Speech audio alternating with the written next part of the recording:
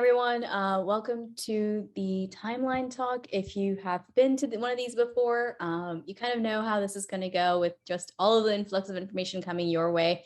For anyone who has not been to any one of my previous presentations, just a heads up, if you, to help you out, I will, if you'd like, we will be sending the PowerPoint slides out for this. So you do not have to sit in front of your screen and just take pictures or screenshots or all of that.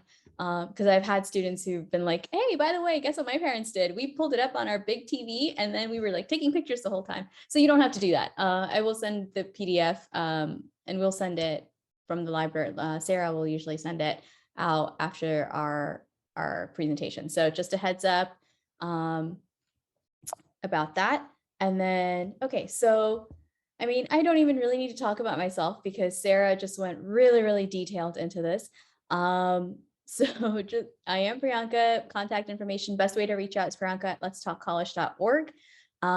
There's a newsletter, sign up if you are interested. It's just free monthly information that pretty much helps you stay on track. And if you'd like, I can post the link in the chat. I'll do that now, and then I'll also do that at the end if you are interested. And now let's get to the talk. So today's topics. Now, today we're going to be talking about a couple of things. First one is going to be just the game. What is college admissions? What are the components? What's going to happen? How are we judged? All of that. Then the timeline. So just an overview of like, what do you do in all of the different grades that we, from the 9th, 10th, 11th, and 12th. What are the priorities? So there's some things that you don't need to worry about when you're in 9th grade or 10th grade, but then there are certain things that you do. So just to help you get oriented, then just quick, very, very minimal SAT, ACT. We have a separate talk coming up on that, I believe next week. And that's going to be a much, much more in-depth. So this is going to be just a very blink snapshot type thing for the SAT, ACT. Then research. So how do you actually find a university you might be interested in? Where do you even start? Where does this list of colleges come from? How do you filter? We're going to talk about all of that.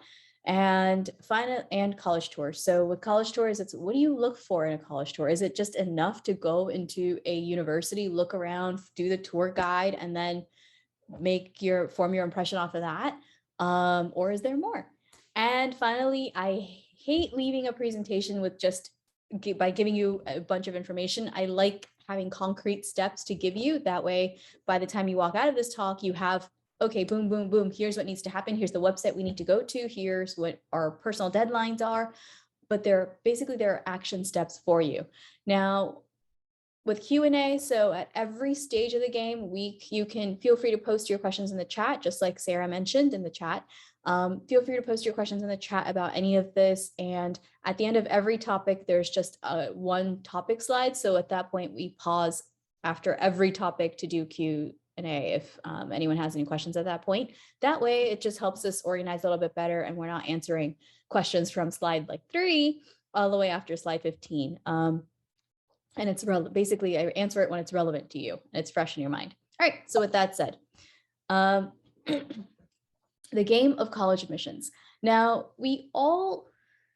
let's start from just the competitive universities. So a lot of what college marketing is, or a lot of college impressions, all of those national rankings and everything that we hear about, that all comes a lot. It's not necessarily about the education that university provides. So whenever we hear that, oh, Harvard is ranked number 1 or number 2, and Princeton's number 1, number 2, and Yale's in the top 8, and all of those, and that doesn't mean that that university necessarily provides an education that is significantly better than a university you may not have heard of. And this all comes down really to its marketing team. The entire game of college admissions is actually based on its marketing team. To give you a quick overview, at this point, pretty much everyone, except for the 9th grader on the call who may not be receiving college mail just yet, but anyone who's taken the PSAT is probably receiving a lot of emails and a lot of physical mail from universities. And you're probably wondering, well, how the heck did this happen? Well, why are we just like being inundated with all of this stuff all of a sudden when no one, and how do they even know? So this all happens when you take the PSAT. When you take the PSAT, College Board actually collected your information, and most people forgot to uncheck that button, or most students actually check that button off, or I say button, but it's really a box because it's a paper exam, but they check the button that says, oh, colleges are allowed to reach out to me. And what that does is that gives College Board permission to sell your information to universities. And universities to give, and roughly the cost of one student's information, I believe from just research was, I believe it's 45 cents per student. So roughly everyone's information is sold for about 45 cents per unit per university. And what this does is now universities can say, hey, look, we are a business. We're promising all of these different features to our clients, AKA you all. And what are these features? Well, they might have promised you, hey, look, we're a football university, or we're a sports-based, school spirit. That's what they promised you. Or they promised you diversity, and diversity means in terms of location diversity. So you have students from California, Alaska, maybe international students, a certain population of that. That could mean diversity of ethnicities. That could mean diversity of interests. So you have Russian lit majors, along with the math, along with the engineers, along with the English and the arts, humanities, everything. Well, and so much more. Now, as a business that's promised you all of these things, it now has to make sure it meets the quota. And one big one, the diversity or just an additional component as a business is finances. So can the student actually pay for the university? So now what the university has to do is say, okay, cool. Well, we need these types of people. Where are we going to find them? How are we supposed to narrow this down? And that's where College Board comes in with all of that demographic information that you filled out, or students filled out on your PSAT initial form, all the ethnicity, et cetera. Now what College Board does not do is it does not share your exact PSAT scores. However, it gives the universities a range. And that means that universities have your approximate PSAT score, your approximate GPA, approximate GPAs. So they know what kind of student you are and your other demographic information. And based on that, they then basically target you. So they'll buy specifically that information from the university and then reach out to that pool of students. Now, one of the ways this can be manipulated is part of that national rankings numbers. What happens when we hear that, they have only an 8% acceptance rate or a 10%, it's very exclusive. Well, that 10% or that 8% was actually manufactured. And we're gonna go onto the internet and take a look at something so I can sort of show you what I mean. Now, I'm going to pull up, let's do that. So now if I go to, let's do Tufts admission stats. What's going to happen, and this is actually a good way to find out university and SAT acceptance, approximately what are those SAT scores they ask for, or ACT scores, what applicants. But now notice here, and this is information that every university releases. They said, oh, we have 30,000 applicants, but our acceptance rate is 11.4%. We accepted only that many.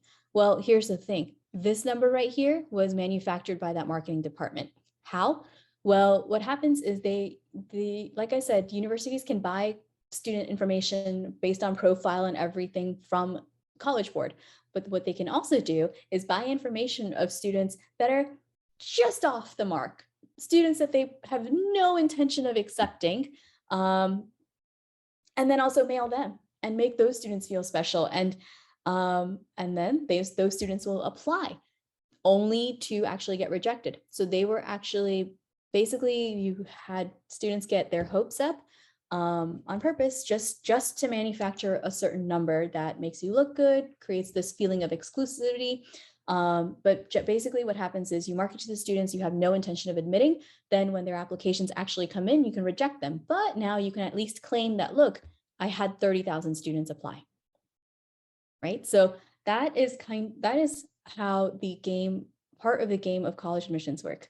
Now, a university is always trying to create a mosaic. And what does that mosaic really mean? Well, a mosaic basically means they have a lot of things they want to check off. They want to check off the student who has a certain GPA, a certain, maybe if it's athletics, they want to make sure they have the athletics, the international students, all of this, right? So there are only so many students that you will find in this diversity pool. And sometimes when you get rejected, it has nothing to do with you. It literally has nothing to do with you. So there could be an exact applicant who has this exact profile that we're going to just talk about. All the components could be the exact same, but that student was from California applying to a university, let's say like Tufts, so in the East Coast, except because Tufts gets a lot of students from the East Coast and they need to hold to that diversity, that student from California may be accepted instead of you, even though you have the exact same profile, ethnicity, financial background, everything could be the same, right? So a lot of decisions have to happen behind the scenes that have nothing to do with you and everything to do with the fact that this is a business and the business needs to stay running. And to do that, it has to fulfill certain promises that it made to its clientele, AKA you. Does that make sense? Because I maybe I should have put that like on a PowerPoint, there's visual, but are there any questions on sort of and I wanted to cover that, it went into detail, but I wanted to cover that because there's this intimidation factor, especially in the types of universities that you'll hear students applying to, how worked up everybody tends to get and stressed out with oh, but so-and-so, my friend's applying to like this high up their university, but I could never get in, but this, like, maybe will I still have the same educational opportunities and so-and-so? So I just wanted to, I explained that whole thing simply to say that you have to find the university that's best for your needs, not what's good in title necessarily, or what looks good on a bumper sticker, which I've had parents tell me that sometimes, they do want the bumper, like it's attractive. So it was sort of to kind of take off that pressure and say, look, in terms of an education, I've known friends of students who went to Harvard and such, who've actually then turned around and said, Harvard's actually not that hard compared to like everything we learned in Barlow. Getting in was the hard part. After that, it's all manageable. So that's just sort of to take away that, I guess, demystify it and take away that, I don't know what I'm trying to say here, just that pressure, so to speak, about which university, what does it look like, how does it work, and what's going on behind the scenes, will I get admitted, to take away a little bit from that. So now with that said, components of the college application, this applies to everyone. Number one, and there's an asterisk with that one, because your coursework is the most important part of your entire application. Unless you are going in as an athlete, your coursework matters a lot, because college is basically more schooling. So they would really like to see how you are as a student and your consistent performance as a student, basically in order to gauge how you're going to do at that particular university. So coursework, now with this, there are students who've been in ninth grade and they just had a hard time in ninth grade, but then they bumped their grades up. That's good. Universities want to see that it's okay if you didn't do well a semester or two, but did you genuinely try to improve? Did you, I don't know, seek out extra help and go to extra office hours, or go on Khan Academy and teach yourself, or maybe you took an extra course or had a tutor, whatever it was. Did you actually make the effort to get better at whatever subject it was that you were having a hard time with? So it's okay if you had a rough semester or if you had a rough year, as long as you were consistently on an upward trend. Now, with your transcripts, so with your coursework, your GPA, there are two different types of GPA. There's the weighted and there's the unweighted. Now, the unweighted GPA is the one we constantly hear about. That's the one where we say, oh, this person has like a 3.9 out of 4.0, or that person has like a 4.0 out of 4.0. But basically, that's the one that's out of 4.0, and it's called unweighted because it does not take into account the difficulty level of every class. So what that means, basically getting a C in an AP calculus class would be the same thing as getting a C in a regular calculus class. Even though the AP class took probably more homework, more reading, more just overall work and testing and everything involved with it, the unweighted GPA does not care. A C is a C. Now, the weighted GPA, on the other hand, does care. It does take into account that, oh, you got a C, but that was in an AP class versus the honors class or versus the regular class. So the weighted GPA is at a 5.0. Now, universities, while they receive your transcripts and all your information, they actually recalculate GPAs. And that's to take out some of the fluff classes that students have on their transcripts. That's also to have some uniformity in the way grades are structured, because what tends to happen is every high school has a different way of calculating grades. So give you an example, New Canaan High School, for example, they don't do GPAs like this, which when I first heard about it, I was like, I don't understand your scale. What they do is they have it out of 100. So parents will tell me, oh yeah, my daughter has an 88. And I was like, I have no idea what that means, because that falls nowhere on this GPA scale. And when you have a school that does something like that, and that's only in New Canaan, which is not that far from here, is in the same county, in the same state, now blow that up to an entire country and the different ways of figuring out grades that every high school in the country can come up with. So due to that, universities basically have to take your transcripts, pull out the classes that they would really like to know about, and then recalculate GPAs for that. And particularly, they do care about your grades in AP classes, your honors classes, any advanced classes that you've taken. Now, that does not mean that you need to burn yourself out and only care and take AP classes or only take honors classes to where you're just not getting enough sleep and stressed out all the time. Don't do that to yourself. Balance it, right? If you find history is your strength, then take an AP history class. But then if you find out, okay, math just is not my jam, okay, then take a regular math class, right? Or an honors or advanced. But vary it up, play to your strengths. I know Barlow does not do class rank, so we're just going to skip over that. But at least to wrap it up, in terms of your coursework, it's basically going to be your GPA and the types of classes you take. So just make sure that you're on some sort of an upward trend when it comes to the difficulty level of the course and on your GPA front, so your grades. The second component is your SAT and ACT. Now, unfortunately, this is a billion-dollar industry. At the moment, it doesn't really look like it's going to go anywhere, but we have heard, universities like Harvard have been gone test optional until 2026. California, the state universities no longer, and they were doing this even before COVID. They just banned all SATs and ACTs because they felt they were not an accurate representation of a student's ability to succeed at a university. But ultimately, College Board, which is in charge of the SAT and AP exams and PSATs, College Board in 2018 made $1 billion in revenue, and ACT made $300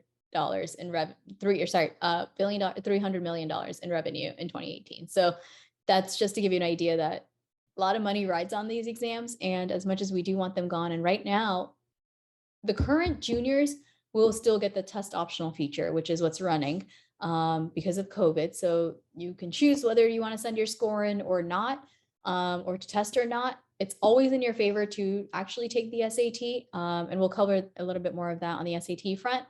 But it's always in your favor to actually take the SAT and submit a score that's a little bit higher than whatever their average is, because that also helps bump them up in national rankings. So anything that can make the university look good, they would really like, right? So if you can prep for the test, whichever test, SAT, ACT, and then put out a score and send a score that is within their range or even above their range, then that will play in your favor in your admissions. Because universities actually, even though they say they're test optional, they do prefer test scores. And when you look at admissions rate behind the scenes, you will find that most students that are accepted tend to be the ones who've sent in their scores.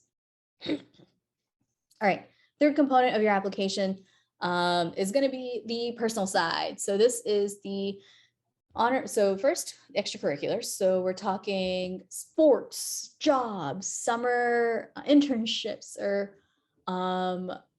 anything, clubs in school, anything you've done outside of being in class basically can count as your extracurricular activity. Now, on the actual college application, there are 10 spots for activities. So even if you've done 15 activities, you kind of have to taper that down to the top 10 that you feel are most important to you. If you haven't done 10, that's okay. They care more about the depth as opposed to the surface level numerical count. So If you have 2 activities or 3 activities, but you've spent, 3 years doing this consistently, then that's great. Okay, so don't feel like you have to rush to it. With that said, don't also be passive and not do anything because you don't have to. Um, so just again, explore as you see of interest. So for 9th graders and 10th graders, if you are still trying to figure out what you like doing, then try out what's already available. And what I mean by that, so when we have what in the fall, we have November Thanksgiving food drives, go volunteer at a food kitchen or soup kitchen, right? Food pantries. December, we have Christmas, and there's always holiday toy drives or school supply drives. Go help. Go physically go. Don't just do it for your school, but like physically go, hand out presents and organize it. Or usually there's something in schools that's organized that way. Then if you go into April, then there's Earth Day and there's usually a beach cleanup going on somewhere. So what I'm saying is, at least in 9th and 10th grade, like find the different activities that exist and then see what you like and what you don't like. Things you're gonna try out and you're not gonna like them. And there are things that you will like that you want to go deeper into, right? So by junior year, ideally you want something that you're pretty committed to. At least one activity. I'm not saying you have to have every single thing you've deeply committed to and love, but one activity that you can talk about because you genuinely enjoy it, not because you did it for the application. Then we have honors and achievements. Caveat, academic honors and achievements. If you have state level for sports or national level for sports, that's going to go as a part of your extracurriculars, not as part of your honors and achievements. So for Barlow, you guys do the junior writing portfolio. So you can write that in, especially if you have a 5 or a 5.5. I know rare is the student who gets the 6. Then you can write that in. That's an in-school honor, or it's an achievement. National Honor Society, honor roll, all of those count as honors and achievements. Personal statement and supplemental essays. So supplemental essays, so I should clarify on this. A personal statement, AKA college essay, is basically all we hear about when we think, oh, this is the writing that needs to get done for college. Like, have you written your college essay? But on top of that, we have supplemental essays. Now, that's not for every university. Some universities do not have supplemental essays, and some could have 1, 2, 3, 4. It just depends on the university. Now, a supplemental essay is basically an additional essay that could be about, oh, why us? So NYU and Tufts and quite a few universities have the question of why us? Why do you want to attend our university? What's so appealing about it?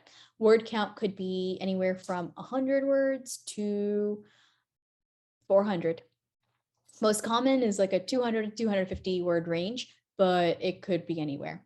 So that requires proper research, and I'll show you the components when we talk about the college research section, but that requires proper research. So that's time you have to carve out.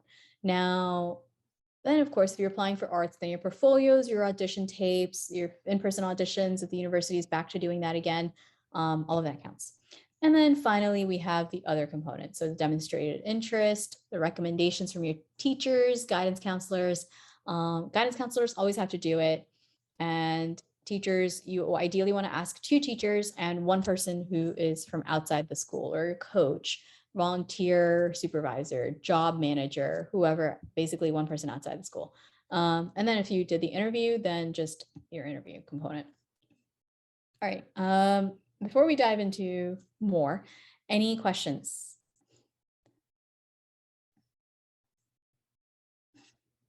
Hey, sorry, I have some questions. Yeah. So for just backing up on the awards and things, so if, let's say, well, my son, for example, has like Eagle Scout, Congressional Award, Presidential Award, are those considered, they're not necessarily academics, but where would you put that on the application? Extracurricular activities. They're extracurriculars. Okay. Yes, that would be extracurricular activities.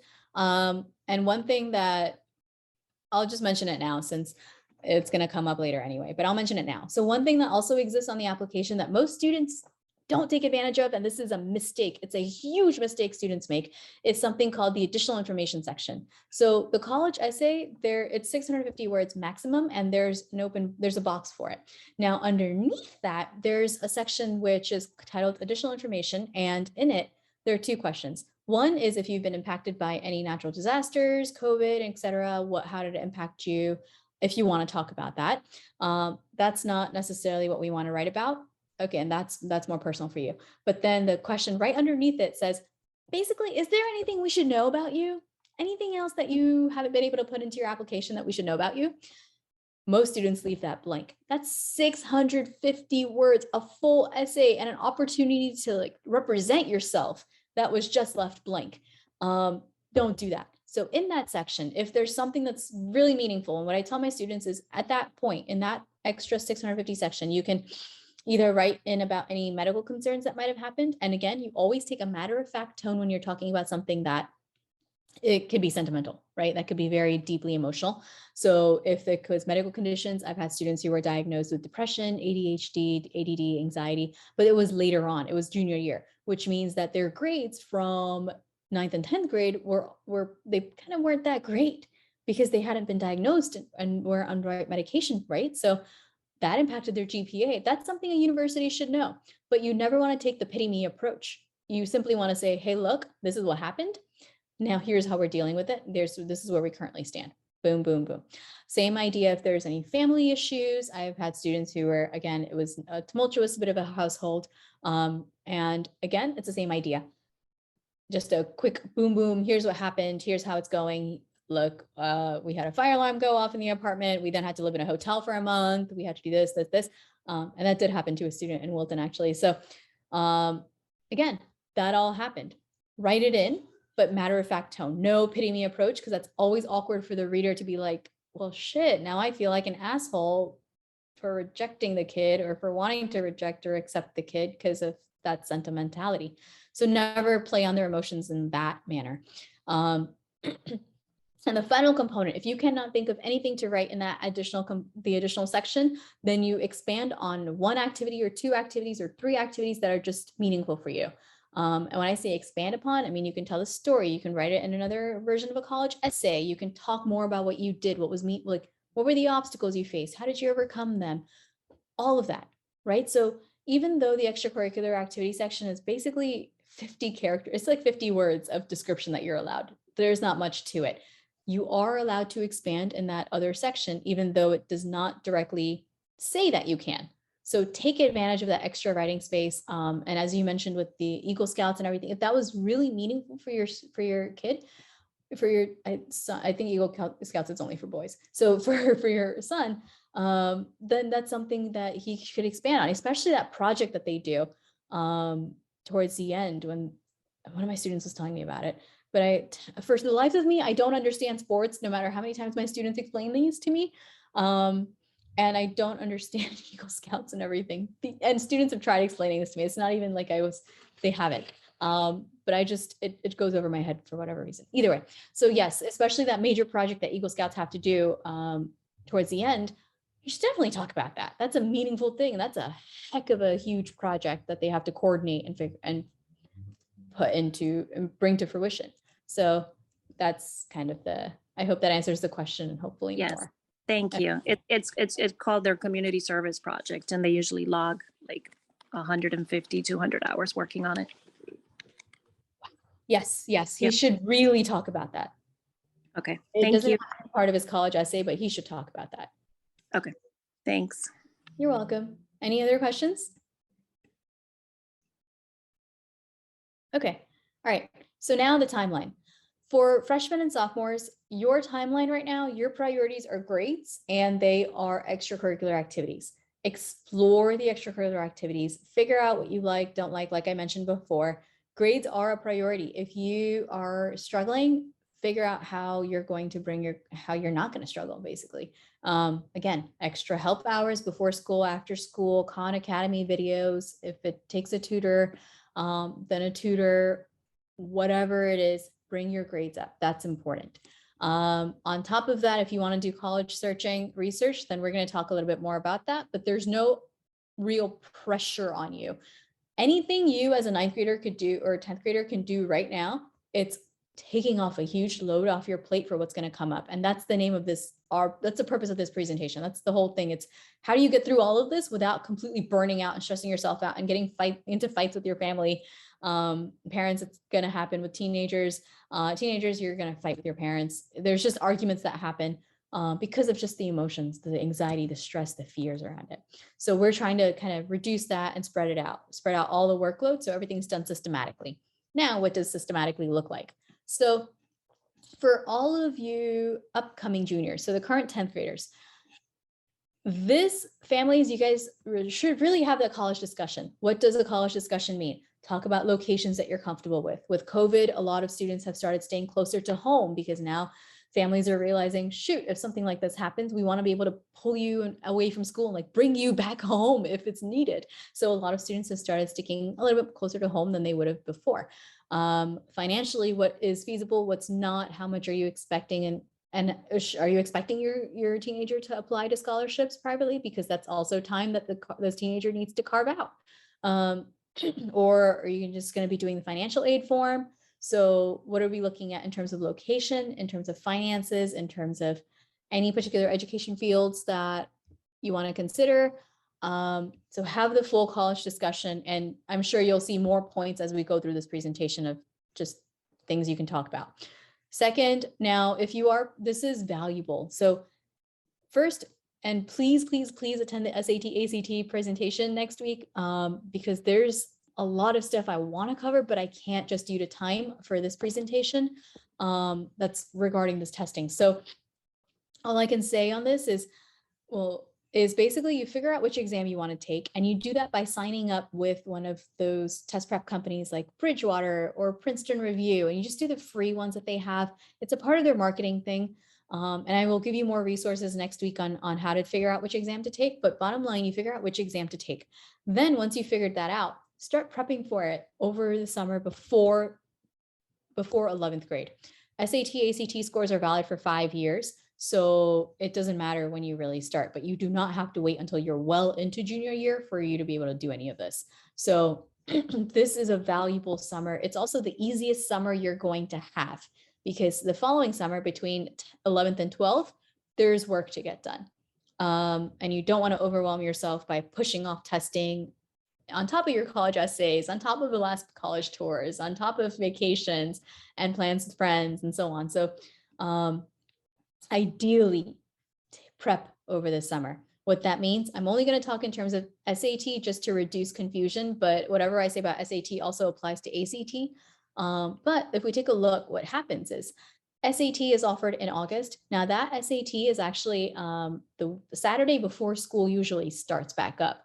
So if you started prepping over the summer, you could have your first SAT done and over with before you have to go back to school and worry about your tests, quizzes, projects, any other schoolwork stuff. Then you can do your retake in October or November or December.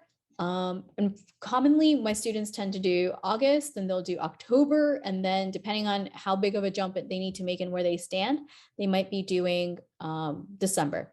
So what happens is you've had 4 opportunities before the holidays ever hit, before you had to study and worry about your midterms, before all of what's going to happen second semester hit. This is done, right? Then that chapter is closed. You can move on. Now, ignore the SST part. As of like 2 weeks ago, College Board has officially declared that there will be no more SAT subject tests. So we don't care about those anymore. So we can just please overlook that.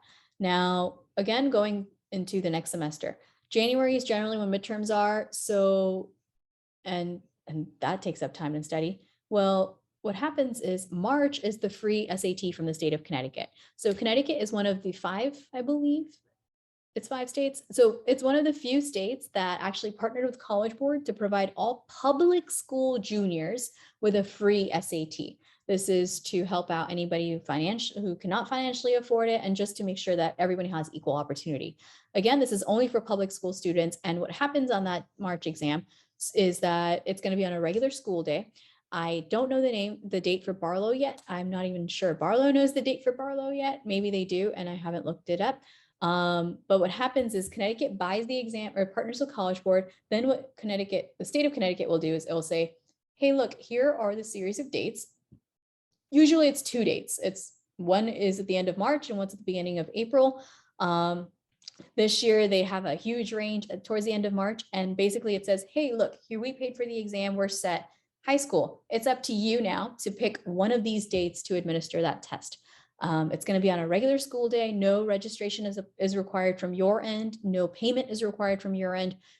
Teenagers, juniors, you guys just go in and you basically take the test, and then you go to lunch, and then you go to your regular classes after that. So that's going to be in March. And that's generally when most students start hearing about the SAT and start caring about the SAT. So by the time you actually are told that you should think about the SAT, you've already missed quite a few opportunities to take the test, right? And this, while the dates for these exams change, the months don't. So if you see a November SAT or a December ACT, that will forever be true. The dates, weekends will change, but if it's offered in December, it will always be offered in December. So that's kind of their uniformity.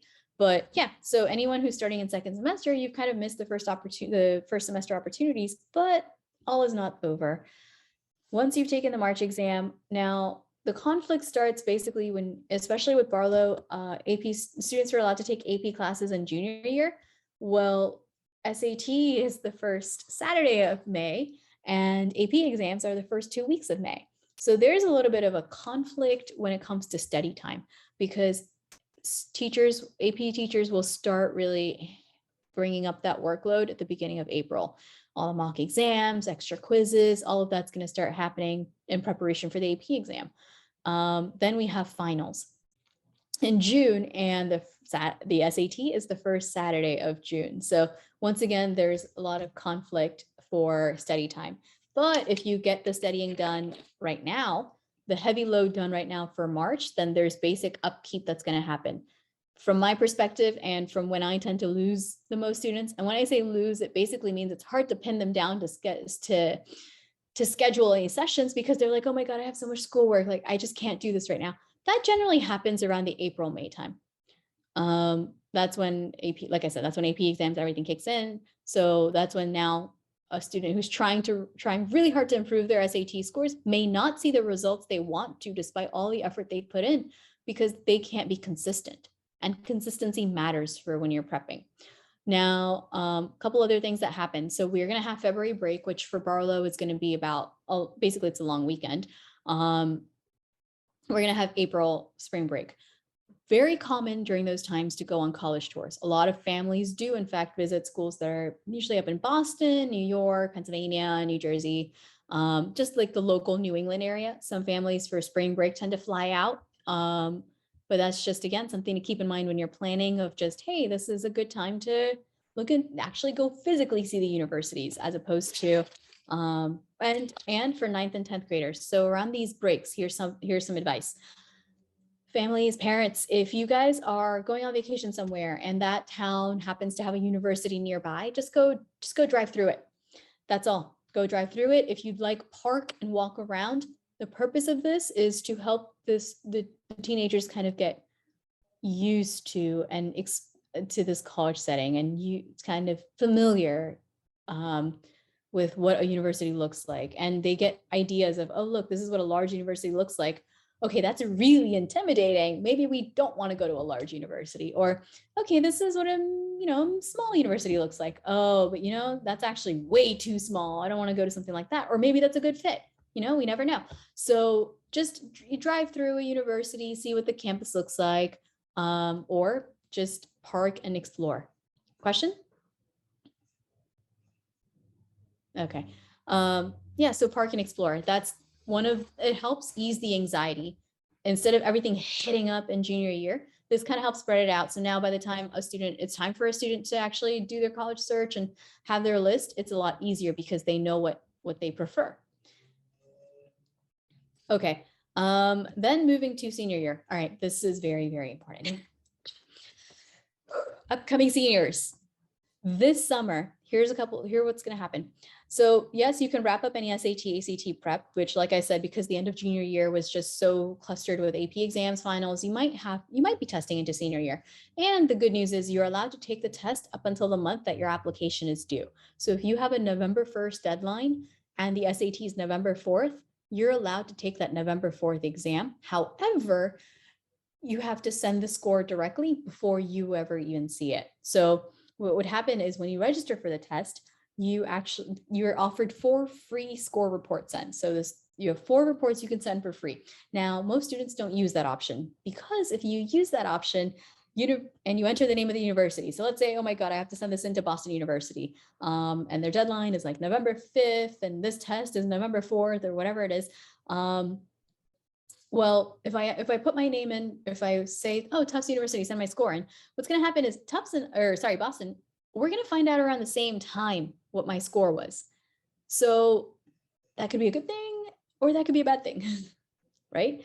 We may find out that it was a great score and great, we're done, or we may not want to submit that. So that's a risk basically, but you are allowed to test up until the month that your application is due. Just a heads up. Now, August 1st is when all applications open. So that doesn't mean you have to send it in, but as I usually tell my students, you want 95 to 98% of all writing completed before school starts back up again. So recommended, not required. What I usually do is in June, I'll give my students 2 weeks off after school ends. Then after that, we start writing your college essay. College essay topics are usually out January of junior year. So but the thing is no one really pays attention to them because it's not necessary to until about the summer.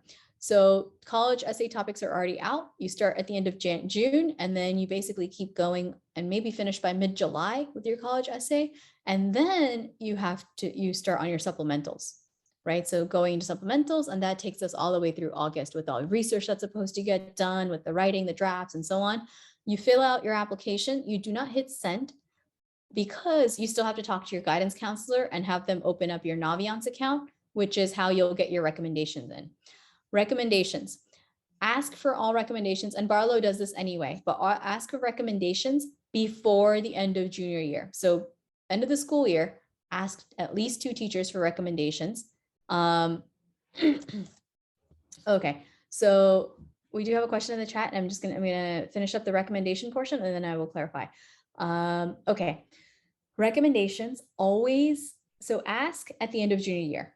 Okay, this is probably not when your teacher is most stressed out, but go ahead and reach out just in person, ask your teacher, hi, Mr. So-and-so or Miss So-and-so, would you be able to write me a recommendation? Not now, it doesn't have to be today or next week, but would you be willing to write me a recommendation? If they agree, what you then do is you follow up in writing.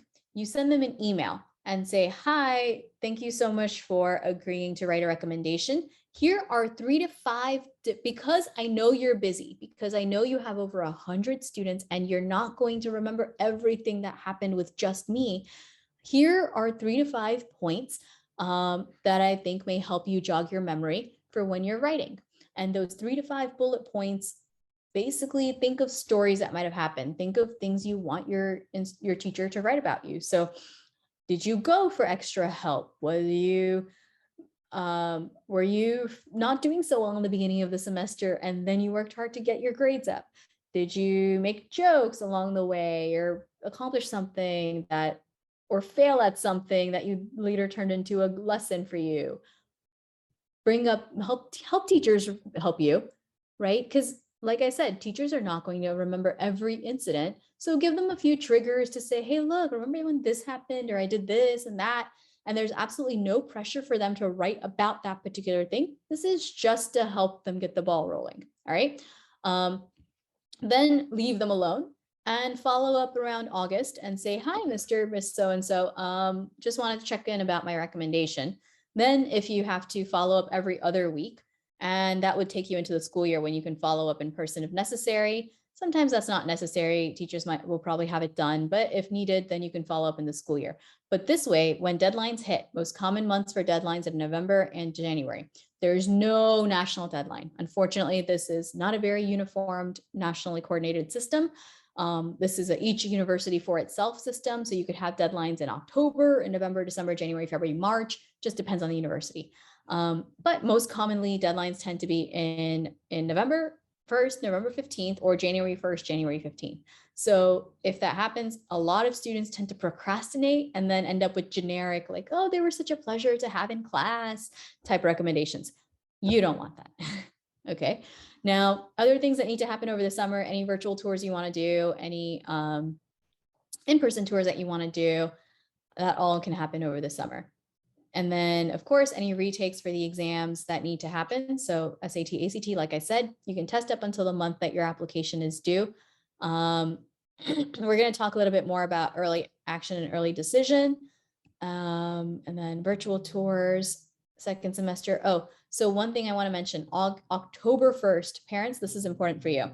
October 1st is when the FAFSA form, which is the free application for federal student aid, that opens up. And it's FAFSA.gov. And basically all you need really are your most recent tax returns. And once you fill that out, you'll hear back usually in like 2 months, 3 months about what your potential financial package for that university could be, or for just general, what is the government willing to offer you? Now for the financial aid students, you're gonna have to create your account first, put in the general information, and then parents will come in, and it's going to take students, it'll take you about 15 minutes to create the account. Parents, it's going to take you another like 10 minutes. It's very, very simple as long as you have your tax returns with you, because they'll tell you exactly which line of your tax form to go to and which information to put in. So that's October 1st. And that's when it opens up, but that's not the deadline. Deadline is actually ongoing, but it's very much first come, first serve when it comes to the grants. So financial aid comes in 3 forms. First one is grants, which is just free money for anyone who it's usually, yes, it's called a Pell Grant. And that's basically, it's free money for anyone who qualifies financial aid wise. Then you have work study, which basically means that you're going to be working and you're required to get a job once you're a student. And at the same time, you will be given a portion of the money loan from federal government. So that's work study. And then finally, you have just flat out loans. So those are the 3 major forms of financial aid available. And again, that is October 1st for FAFSA, and that is a free application. CSS profile is from College Board. That is about $25 per application, it's the same idea. So you can only submit the FAFSA if you'd like, or you can submit the FAFSA and the CSS profile, both. But keep in mind that the CSS profile is a paid application and FAFSA is free. Okay. Any questions? All right. So just a very, very choppy, quick overview. Like I said, we're going to go into so much more detail because each of these there's a lot when it comes to testing. And there's no way it would take another hour and 15 minutes to cover that on its own. So quick and just like the quick and easy. SAT, it's basically going to be the exam that has more time than it has questions. So reading is going to have 52 questions, but it's going to have 65 minutes. ACT is going to have more questions than it's going to have time. So it's going to be more of a time crunch exam. Now, students get intimidated with the no calculator section, which is 20 questions for math. However, it's not so bad. It's just, it sounds much more intimidating because we're just so used to having a calculator around as a security blanket. And we don't always we tend to do math that could be done in our heads in a calculator. And we've gotten habituated to that it sounds daunting basically, but it's not bad. And you can train for it. Now, one thing about math, what I haven't mentioned in this one, that math in SAT world is up until algebra 2. Math and ACT is including pre-calculus. So you have to know pre-calculus for the ACT. SAT up until algebra 2. English, which is basically grammar. They both have more questions than time, but rare is the student who does not finish this part. It's basically editing. They give you passages and along the way portions are underlined and you have questions on the side just asking you, hey, what's the grammatical fix for this?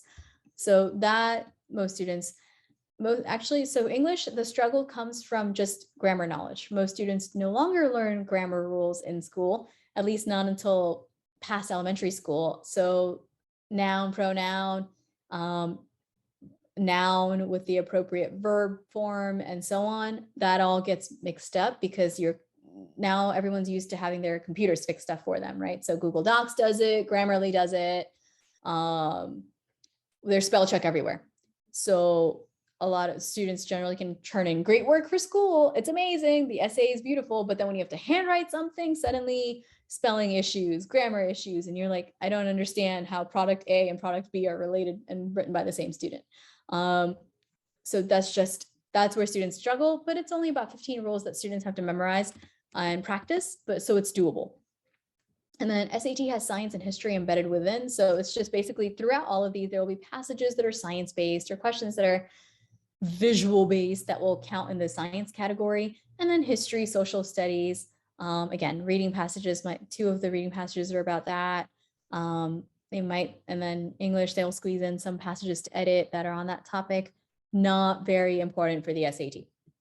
ACT, on the other hand, has a separate science section. It's not real science so much as just an extended reading section. The only difference, whereas in the SAT, they put in those visual-based questions up front, they weaved them into the test. Here, they saved all the visual-based questions for a separate section of its own. So now you're going to have the charts, the graphs, the experiment descriptions on the left side of the page, and then the questions associated with it on the right side of the page. Students don't do so hot on this one just because of the time crunch, because to go from one side of the page to the other, to the other, to the other, and again, more questions than there is time. So it's already going to be a move quickly, find the information you need fast, fast, fast. So students tend to basically mess up a little bit on the science part. So scored out of 1600, that's the perfect score. The national average is about a 1060, and this is a 3-hour test. Scored out of a 36, the average score is a 21, and this is a 2-hour, 55-minute test, not including breaks for either one. Now, most common question I get is what is considered a good score? Depends on the university that you want to go to. If you're thinking Harvard, Princeton, Yale, then for SAT world, that's going to be a 1450 or above. For ACT, that's going to be a 32 or above. If you are thinking the next tier down, so it used to be NYU, but NYU's average bumped up, but equivalent roughly to NYU level, then we're looking at a 1350 and above, and a 28 and above on the ACT. So just keep that in mind when you're thinking of, okay, which universities are we actually seriously considering? Because you may not have to work your butt off. Maybe the average requirement is about a 1200. Then there's zero reason to aim for a 1500 and put in all those that's a lot of effort. That's a lot of drills. It's a lot of homework and practice and carving time out. So that may not be necessary if a university's average requirement is around a 1200, right? So get to the 1250, 1300, and then call it a day. So as much as you need to know which score to aim for, just so you know when to stop, and so you can reallocate your time to something that is just as meaningful, like your coursework, your grades, right?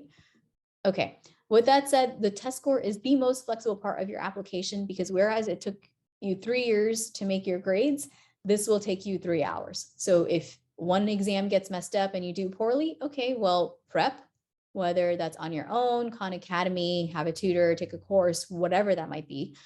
And then chances are you can significantly improve on the next take, on the retake. So this is the most flexible part of your entire application. These are just upcoming dates. However, the March exam, that's the national date for Barlow. You're not looking at the national date. You're going to have a date that's March 20 something, which is for the in-school exam. But other than that, all the other ones apply. You have to register yourself on College Board, pay for it, completely create your account. You have your account. If you've taken the PSAT, you have a College Board account. But again, register yourself for it. You have to pay for the exam. And that's basically, it's on you. There's no school organizing this for you. No one else is doing this for you. So you can work on your own schedule, based on your own schedule, right? If you have vacations coming up, plan accordingly with when you want to prep. Same thing works for the ACT. The ACT is by ACT.org, different nonprofit organization, but the same idea applies. You have to register, pay for it, and here are some of the upcoming dates. Okay, so any questions so far? I'm going to try really, really hard to wrap this up in 15 minutes. Okay, university research. So if you are starting completely from scratch, one of a good tool could be the College Board's college search feature. So if we go online, and I believe my desktop is still shared, but just in case it's not, I'm just going to reshare. Okay, so we're going online. I'm going to pull up the incognito, and hopefully, because it doesn't save my history, you should be able to see what I see instead of what shows up on my search results, but I don't think it's going to work. Okay, so if I just type in College Board college search, right? We have this, it's going to be the first link. Great tool, especially considering College Board basically owns the entire college application process. They have this feature designed. It has about 4,000 universities listed now, or I should say 4,000 universities listed. However, half are 4-year and the others are 2-year or international. So you can filter by whatever your preferences are and as many preferences as you might have. So filter by location. If you pick states, you can pick as many states as you'd like. So we can do, let's say, Connecticut, let's do Delaware, let's do DC. I'm gonna pick some of the New England states, but let's do Maryland, Massachusetts. You know what? I'm just gonna stop right there. Okay. And again, as many as you'd like, or you can have a certain distance from your particular zip code. Maybe you have relatives who live in a certain state or in a certain area, and you want to just do like within 100-mile radius. Now you can do that as well, and just show universities or show colleges. So not to be afraid of the 225. We haven't narrowed it down further yet. So if you have any idea what you want to study, then by all means, enter that in. And again, you can pick as many as you would like. So if you pick one, let's say that, then you're still allowed to, and popular, even popular majors within that category if you have a preference, right? And then you can still go ahead and pick more. So that's an idea. And if you don't know what you want to do, leave it blank. Any filter you don't care about, just leave it blank, because otherwise you may end up narrowing it down so much that nothing shows up. Even though universities have that program, they just might not align with the filter criteria. Okay, so that's show colleges. Type. Okay, this one we're going to do 4-year. Maybe we don't care about public-private. Maybe we don't have any special admission preferences. Okay, cool. So show universities there, and I'm kind of picking up the pace a little bit because I know I really want to finish within time roughly. So okay, so we have basically financial need. Maybe there is a preference, maybe like help. And then application fees. For application fees, if the students, not the parents, if students reach out to the university admissions and just ask to have their application fee waived, more often than not, the university will give you the coupon code to basically waive the application fee. But they have to see initiative from the student to do that, not from the parents. In fact, with the college process, parents, encourage your teenager to do the talking, because it can play in their favor, and it could damage them if parents are the ones who are reaching out instead of the teenagers. Because at that point, it's one of those, well, if mom and dad are reaching out, is this kid really ready to be on their own? So it could genuinely count against you. So teenagers, you do the reaching out. Now, maybe we want, the activities and so on. And if nothing else, maybe there's like a preference for selectivity, right? So maybe we want to go to one of the competitive universities. Maybe we don't. Maybe we prefer the general or less selective. And what this will do is it's going to really narrow down your searches. Now, with this said, some of you might end up with 50 universities still on your list, and that's okay because you still have more research to do. That is not the end all be all. Now, after that, you can go to campustours.com, and it's just a nice website to help you navigate the virtual tours. Because if you ever try looking at university websites, they're just really frustrating to navigate because there's there's no uniformity. What could be under one label at one university could be under a completely different tab at another university. So after a while, it's going to get very, very frustrating. Campustours.com is a good resource. You just have to type in the name of the university and it'll give you the links for the scheduling the tour, any social media information that university might have out. So their Instagram, their YouTube channel, whatever else they do, TikToks. And then Unigo college reviews. This is for all you teenagers. That's good information about universities. So here's what I mean.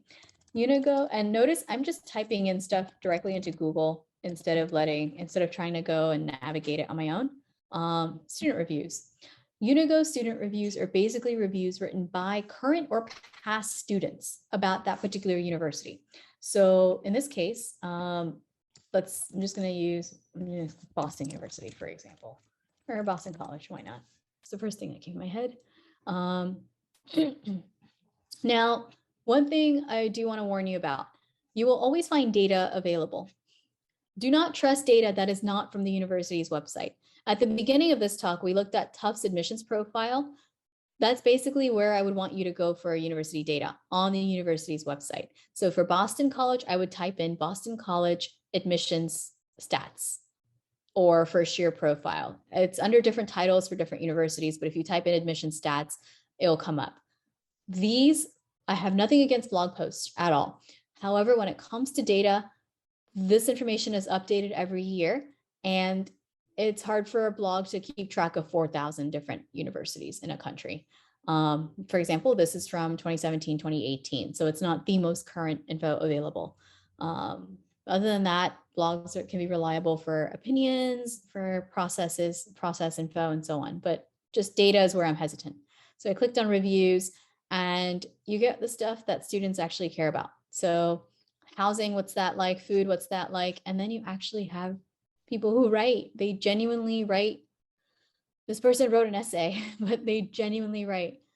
I have a theory that somebody just, either this is extra credit or they're getting paid, but they're not all good reviews. There's bad stuff in here too. So I'm not sure, but this is actually helpful information because they'll talk about food. They'll talk about, is there stuff to do off campus? Are the professors helpful? What's the class like? What's the vibe of the university? Is it actually fun? Is it too competitive? Is everyone just so busy competing against each other that it's like toxic almost? So it'll tell you what kind of people thrive at that university. So this is part of your research project process. Look into that. Okay. And then, like I said, for any time you're trying to navigate a university's website, I prefer just Google name of the university, campus tour, or testing information, or admissions profile, whatever you need. Okay, so now key points. It doesn't matter who you are. It doesn't matter if you're in ninth grade. Start your college search now, because it's gonna change, especially if you're starting in ninth grade. It's gonna change along the way. But what happens is the more you look at universities, the more you develop some sort of base standard of, okay, look, this is what I want. This is what I don't want. This is a priority. Oh, look, this university has this program that they mentioned, but then why didn't that university mention something like that? Because that sounded kind of cool. So you kind of start developing standards, because right now it's all we know is they provide educations, right? But then what about after that? What's more? Okay, so ideally start your college search now, make a list. And again, you're not going to get down to the 8 to 10 immediately. I usually say if you're trying to think of testing, then at least find your most competitive one, because that's the SAT score or ACT score you're going to want to hit.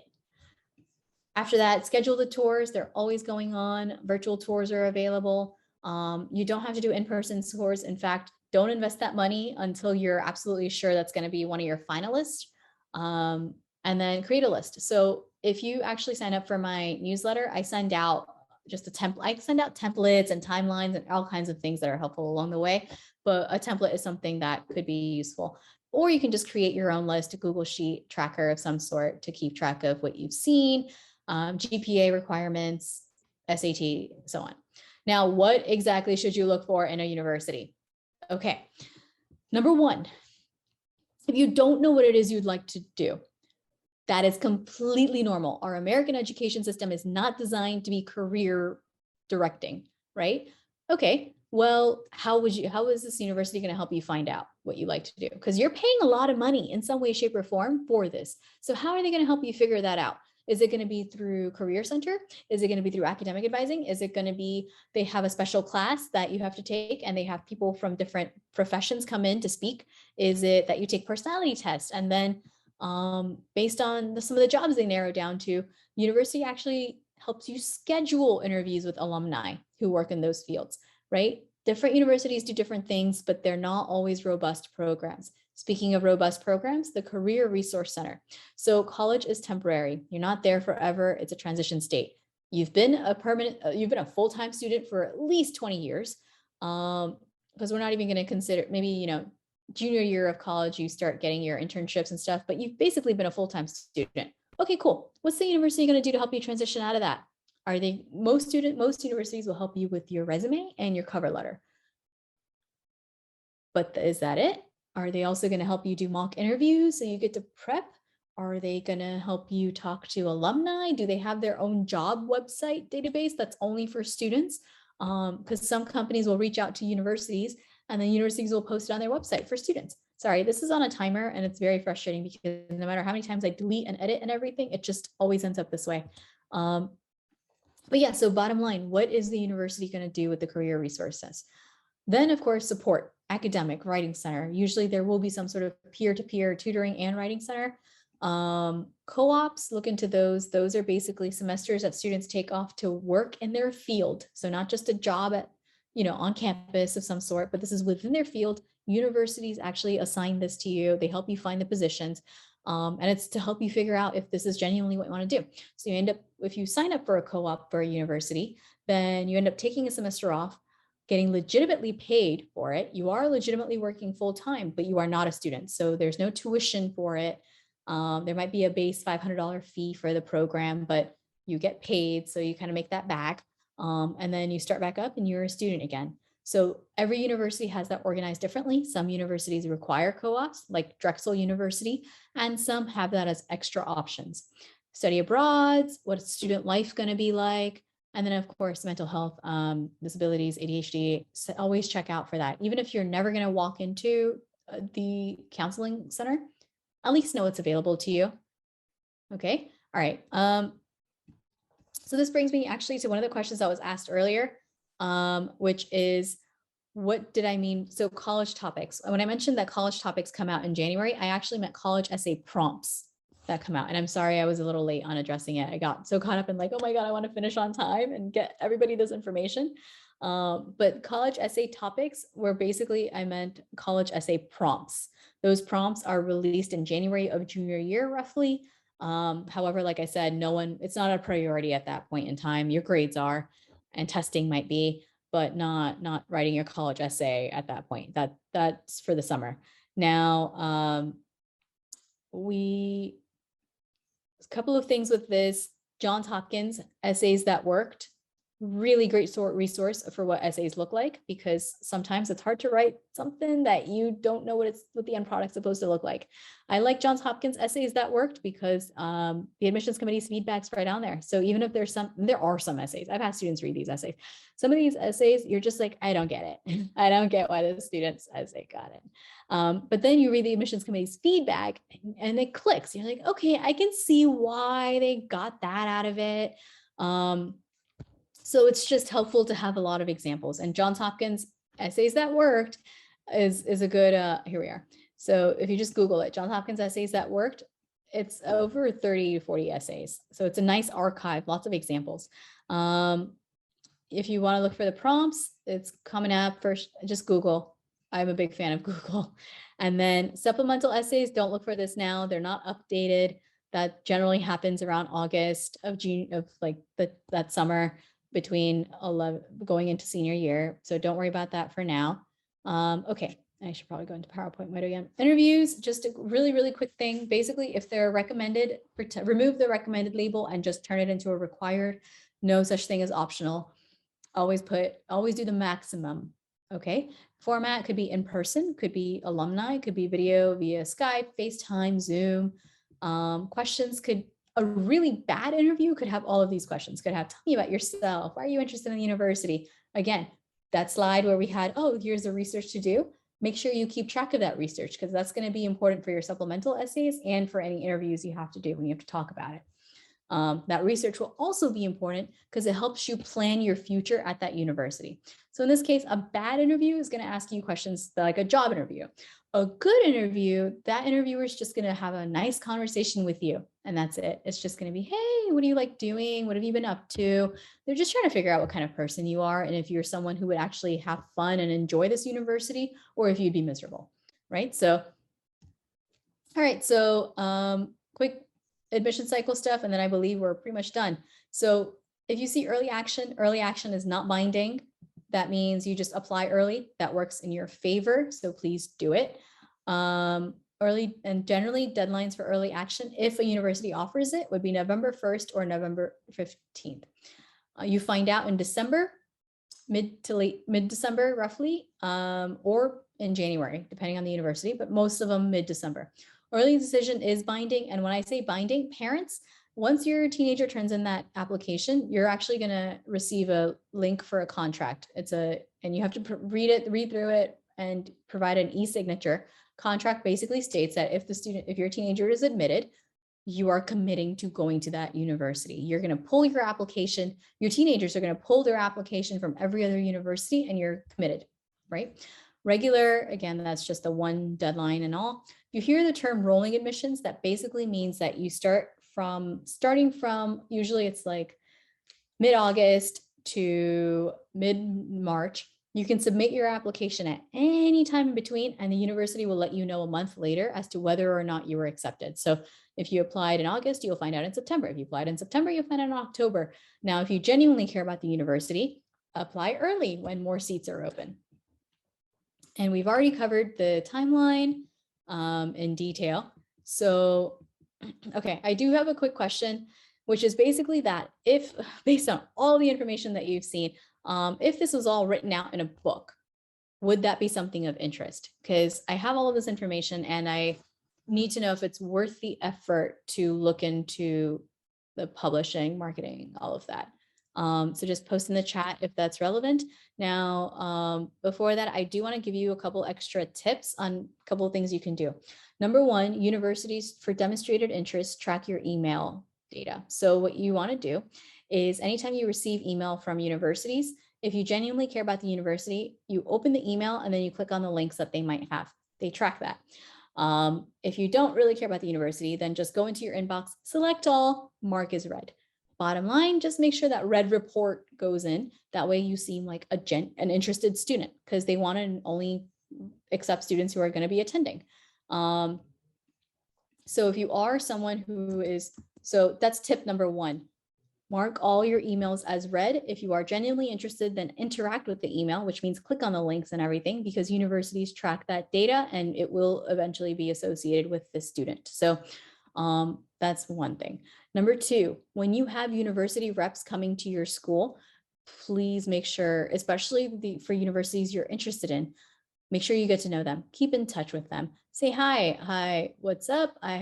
Maybe you have questions. Never ask questions that could easily be looked up on the university's website, because that just shows you're a slacker. You did not do your homework. However, you can ask, even if you grab their contact info and then contact them later on, ask genuine questions about the university. What did you like about the university? What were some of the pitfalls? What about this specific program, and so and so. But keep in touch, because those marketing reps that's what they do in the off season. But at the on season, for some universities, they could be your admissions officers. All right. Okay, so what do we do next? College search, most important, as we saw on the College Board's website. Conduct the tours. Do all of that online research before you conduct the tour. Because I've had a student who I was working with for the college essay, and she came in pre-made. She came in with a pre-made list of universities for that she was interested in for education, for child development. That's really what she wanted. And turned out not one of these 10 universities had the variety of programs she was looking for, because she just wanted to know, oh, I know I want to work with children. That's all she knew. So did that mean education? Did that mean as a teen, like a librarian? Did that mean as a psychologist or a psychiatrist, or as a social worker? Like, what did that mean? And it turned out none of these 10, it's rare that happens. And I asked her, how did you come up with the list in the first place? Because like 10 out of 10 to miss, that doesn't happen very often. You strike out with 1 or 2, not 10. And it turned out that it was just, she'd done it because she went on tours and these universities looked good. So that's not a great judge of it, right? And for juniors, I would probably recommend thinking genuinely if you want to take the test, SAT or ACT or not, because you have the free SAT coming up in March. So now the question is, do you want to prep for it? And if so, how? Please attend the presentation next week about it. But other than that, thank you so much for coming. I know I went over time, and thank you so, so much for your patience. If you have any questions, please post them in the chat. I'm still going to be here for a bit. And if you'd like to sign up for the newsletter, which is going to cover some of this information, not all, or that's not true. It's going to cover all of this information, but in chunks, as opposed to in one shot for almost an hour and a half, then, please sign up. And other than that, we're just going to hold up and see if you have any questions. Thank you.